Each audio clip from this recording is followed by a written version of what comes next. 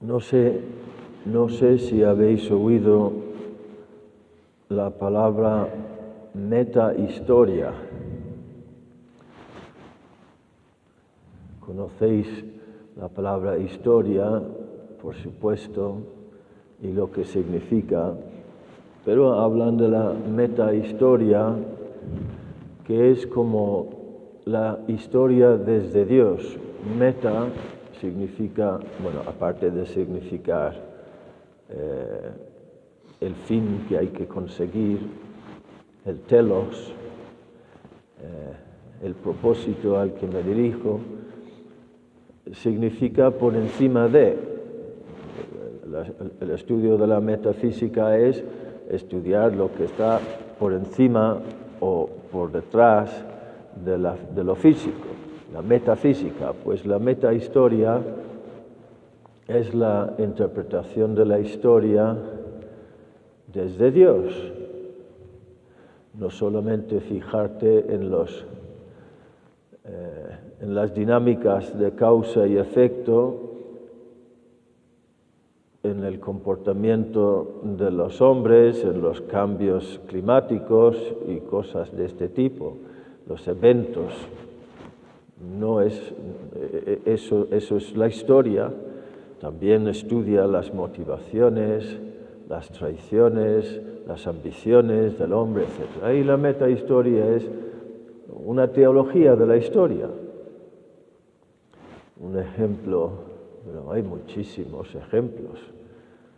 Uno es, siempre ven como una jugada de Dios la primera persecución de los cristianos, porque huyendo de Jerusalén evangelizaron por donde iban, difundían la fe, el Evangelio de Jesucristo, obligados a huir de Jerusalén por la persecución, pues fue una primera evangelización.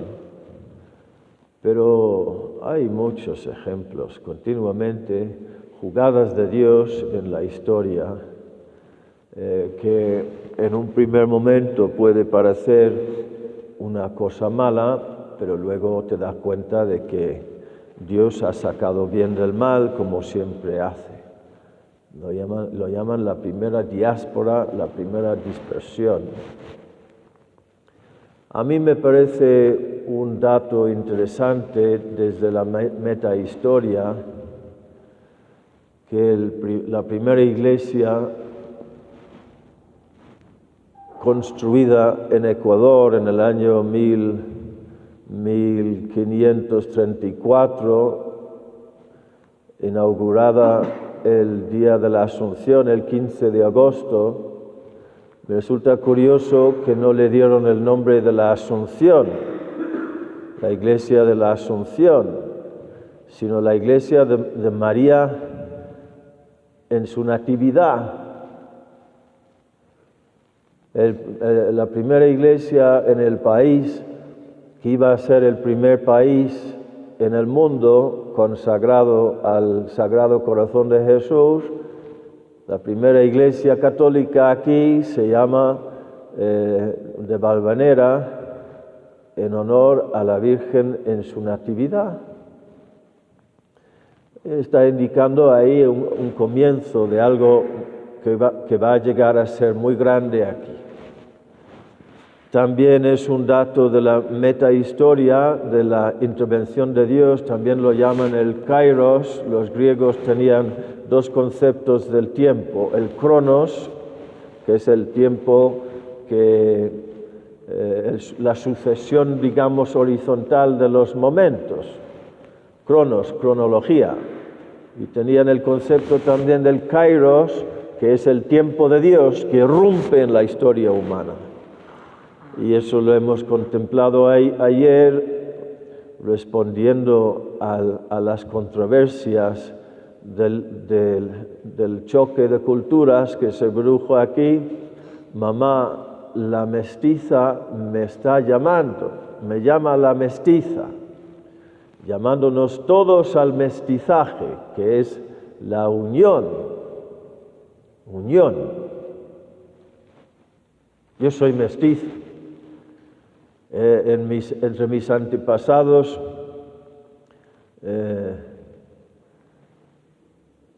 me llena de vergüenza, pero hay algún inglés entre mis porque del lado de mi madre hay un apellido inglés, pero muy atrás, muy atrás.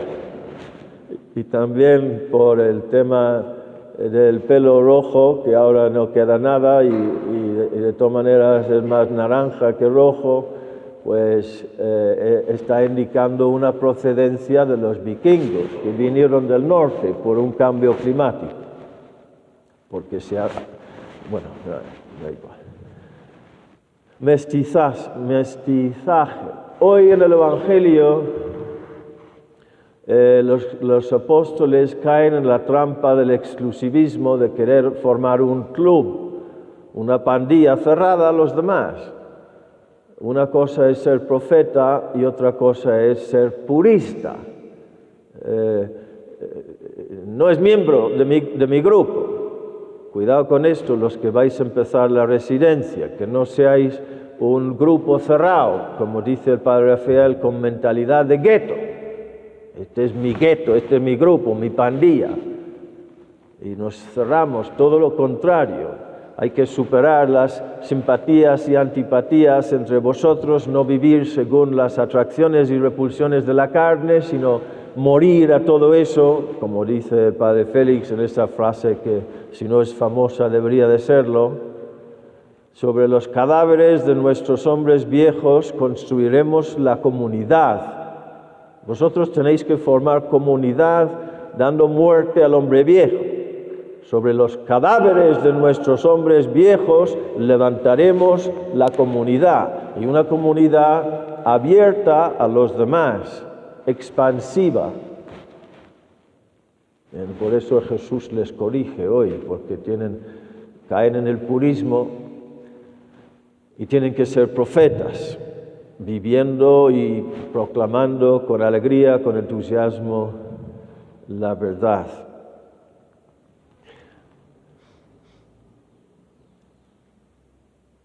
La tarea nuestra es contemplar, estudiar primero la metahistoria, cómo Dios actúa en el mundo a nivel universal, a nivel nacional, internacional, a nivel histórico en mi país. Y conociendo esto, cómo obra Dios, cómo está actuando en mi historia, metahistoria, historia y mi historia. En este contexto, ¿a qué me llama a mí a hacer? Y me parece que hay un kairos metahistórico hasta en la primera lectura de hoy para nuestra peregrinación, porque habla de la sabiduría que instruye a sus hijos y cuida de aquellos que la buscan. ¿Tú buscas la sabiduría? ¿La vas a encontrar en TikTok? ¿Buscas la sabiduría en TikTok? ¿Dónde la buscas? ¿Dónde hay que buscarla? Examina tu vida. Examina a qué dedicas las horas de cada día.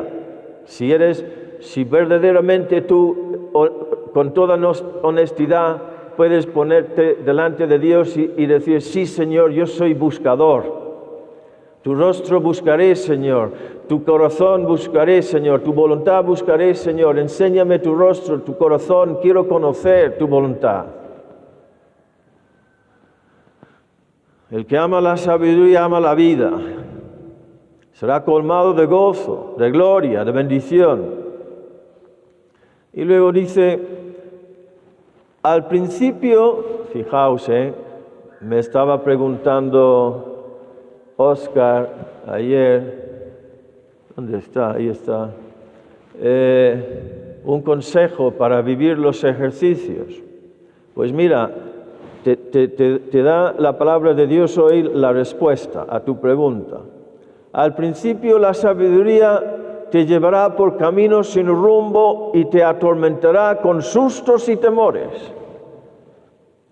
Porque en el silencio de los ejercicios vas a tener que ver tus cobardías, tus miserias, tus pecados. Y eso asusta y descoloca profundamente. Vais a estudiar toda la metahistoria de Dios con la creación, el pecado de los ángeles, Satanás, el pecado de los primeros padres y toda la herencia de miseria que tengo también yo dentro y que he participado en ese misterio de iniquidad. Saber quién eres. Si tú haces el esfuerzo de buscar, ser buscador de la sabiduría, de conocer a Dios y conocerte a ti mismo y tu puesto en el plan de Dios, pues vas a tener que mortificar los sentidos, buscar el recogimiento de la mirada, del oído. O sea, en una sola palabra, Óscar, tendrás que callarte.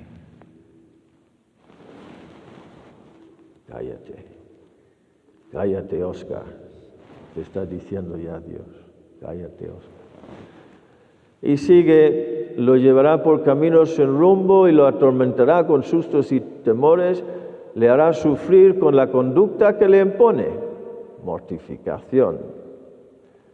Luego la sabiduría le conducirá gozoso por el camino recto y lo pondrá a prueba con sus órdenes, pero una vez que la acepte de corazón le revelará sus secretos.